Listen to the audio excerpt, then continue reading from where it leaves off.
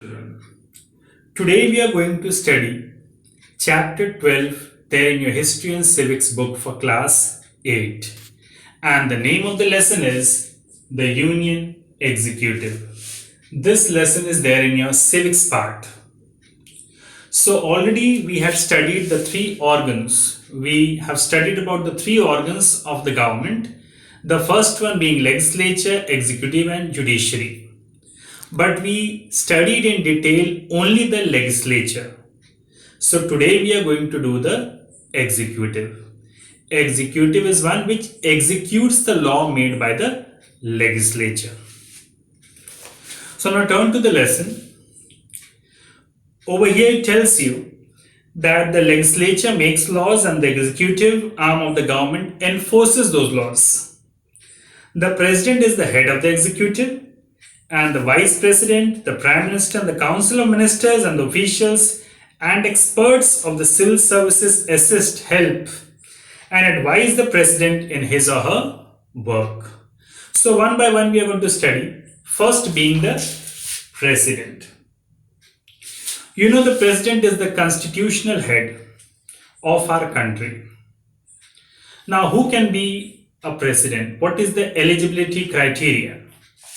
So, for a person to be eligible for the post of president, she or he must be first a citizen of India,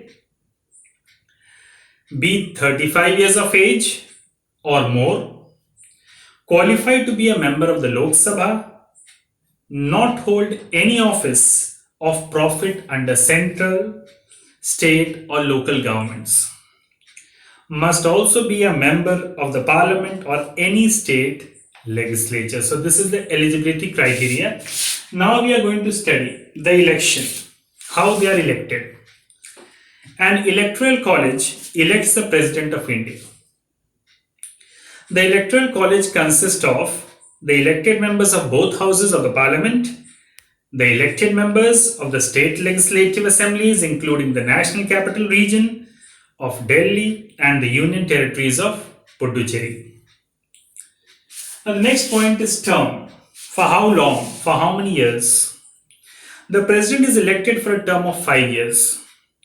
He/she can be re-elected after completing the term in office. His term can earlier in either or the two ways, can end earlier in either of the two ways.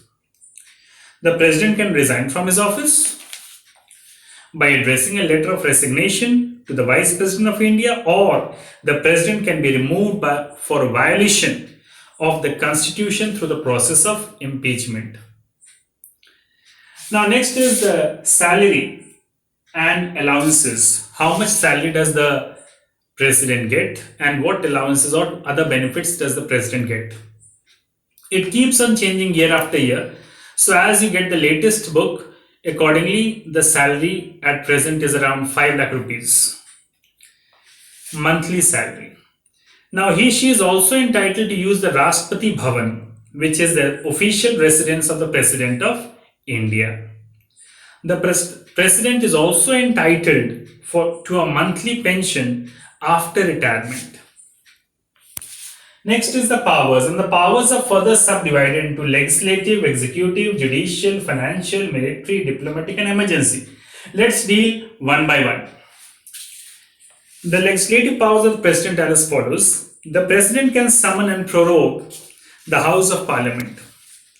He/she has the power to dissolve the Lok Sabha on the advice of the Council of Ministers. The president addresses the joint session or sitting of both houses of parliament at the beginning of the first session after every general election to the Lok Sabha. He/she also addresses the two houses at the beginning of the first session of each year. He/she can also address either house or a joint session sitting of houses of parliament. A bill passed by the parliament cannot become a law without the president's signature. The president also appoints 2 Anglo-Indian members to the Lok Sabha and 12 members to the Rajya Sabha. The president is empowered to issue ordinances when the parliament is not in session. Ordinances have the same authority and force as laws, equivalent to them.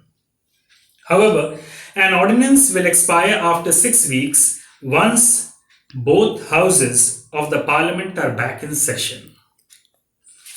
Now, next is the executive powers. The president is the head of the union executive. The president is the administrative head of the country. The administration of the country runs in his or her name. The president appoints the prime minister. The prime minister is the leader of the party majority in the Lok Sabha. The president also appoints other ministers on the advice of the prime minister.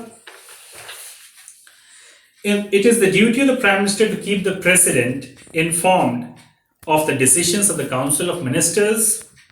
All senior officials of the union government are appointed by the president. They can also be removed by him or her. The president also appoints judges of the Supreme Court and the High Courts. The president also controls the administration of the union territories directly. Next is the judicial powers. The judicial powers of the president are as follows. The president has the power to grant pardon or reduce the sentence of a person convicted of offense. The president is not answerable to any court for her or his actions unless faced with impeachment. Next is the financial powers connected to money. The financial power of the president are as follows. The budget is laid before the parliament in the name of the president. Certain bills such as money bills can be introduced only with the president's permission. In case of some unforeseen expenditure, the president can grant an advance from the contingency fund of India. Next is the military powers. The president is the supreme commander of the armed forces. He/she can declare war or even end peace. Conclude to peace. Next is diplomatic. The president represents India at international forums and receives ambassadors. International treaties and agreements are concluded in the name of president. Emergency powers. The president has certain powers to deal with situations of emergency. For example, he/she can declare a state of emergency when the nation is threatened by external aggression or armed rebellion. There is a breakdown of government machinery in any state. In such situations, the president takes control of the administration of the state, and this is known as president's rule. There is a threat to the financial stability of the country, then also emergency can be imposed by the president. The president is only a constitutional or nominal head and exercises his powers on the advice of the prime minister and the council of ministers. The president's position is one of authority and prestige. The vice president. Now we are going to study about the vice president. The vice president is elected by an electoral college consisting of members of both houses of the parliament, similar to the president. Eligibility, we are going to study now.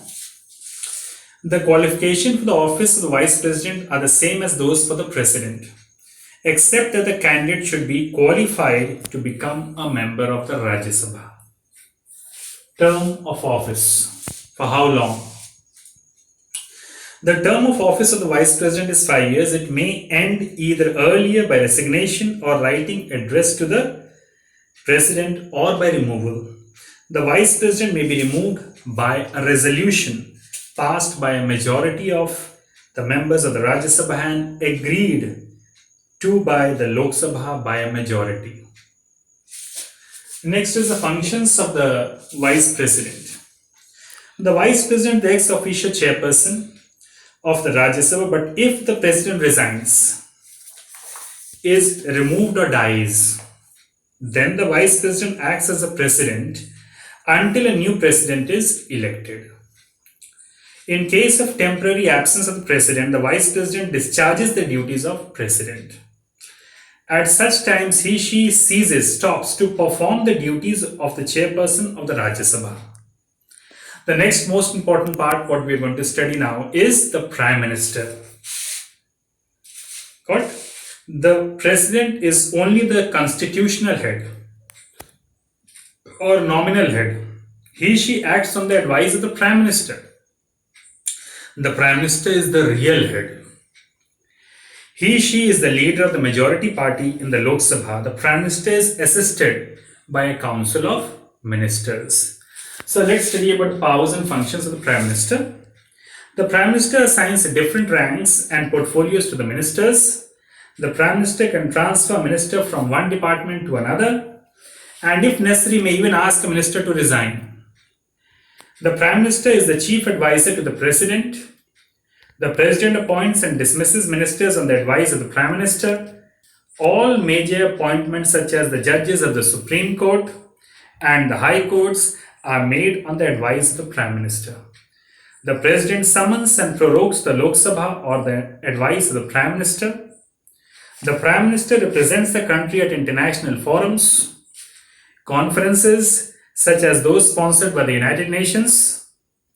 The Prime Minister is the chief spokesperson for the nation. She decides on India's internal and foreign policies. It is the duty of the Prime Minister to keep the President informed of the decisions taken by the Council of Ministers. It is the responsibility of the Prime Minister to see that the various ministries work in coordinated manner so that the administration functions smoothly.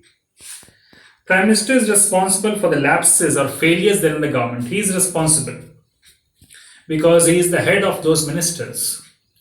Now, the next important part we are going to study is the Council of Ministers, which fall under the Prime Minister. So, we are going to study about the eligibility and working of the Council of Ministers. There is a Council of Ministers headed by a Prime Minister.